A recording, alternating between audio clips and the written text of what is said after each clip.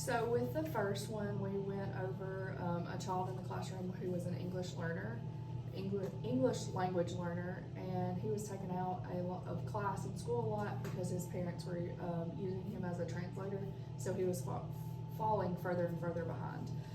Some short-term ideas were to do some informal assessments because the parents weren't really on board yet, and ways that we can help him before we can get him some formal assessments were using key vocabulary words, and I want to improve his comprehension through visuals. So some graphic informationals, like either in my classroom on the wall or him specifically, and stability. So he knows what he's doing every single day when he comes into the classroom.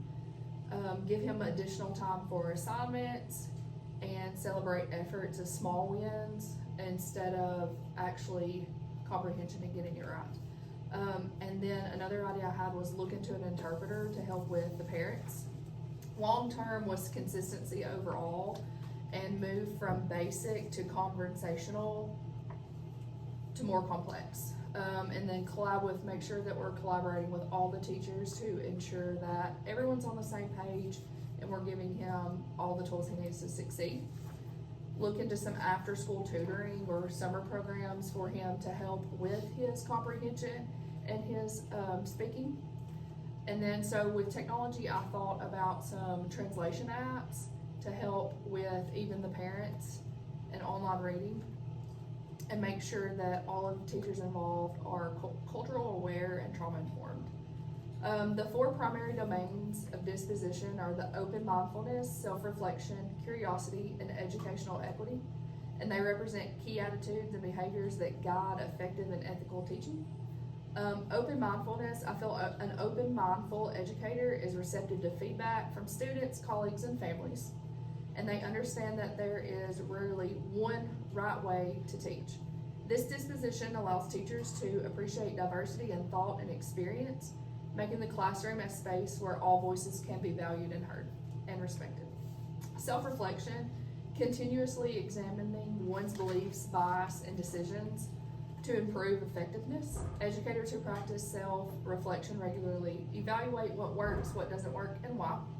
This habit encourages professional growth and accountability. With curiosity, it fosters innovation in the classroom, encouraging educators to experiment with creative lessons, connect learning to real-world contacts, and instill a love for learning in their students.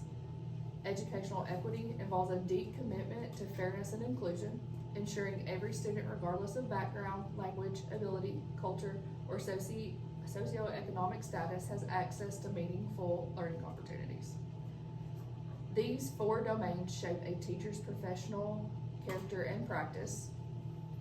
One way I'm going to ensure that I'm going to continue to stay on track is we dropped softball practice from twice a week to 1 time a week, and we've moved indoors.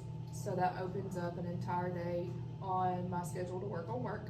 This will allow me to have an additional time to work through these modules. I've also been working after I get my daughter off the bus and in the mornings and through my lunch breaks.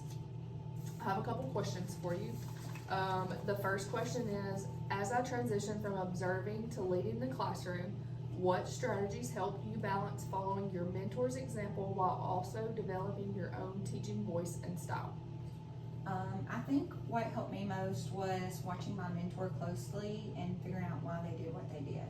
Not just copying the moves, but understanding their thinking and reasoning behind it.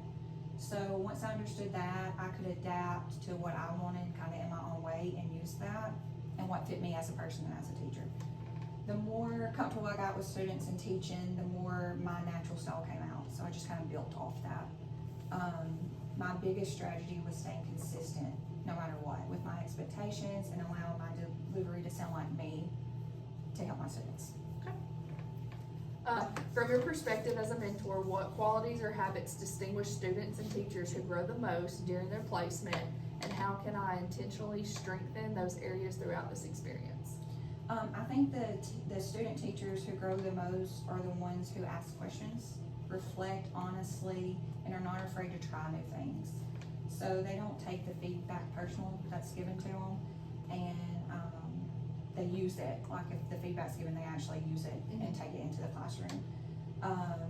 you can strengthen this by keeping a quick daily reflection log, so like what you did, what you would do different, what was successful and things like that. Thank you so much for your time. You're welcome.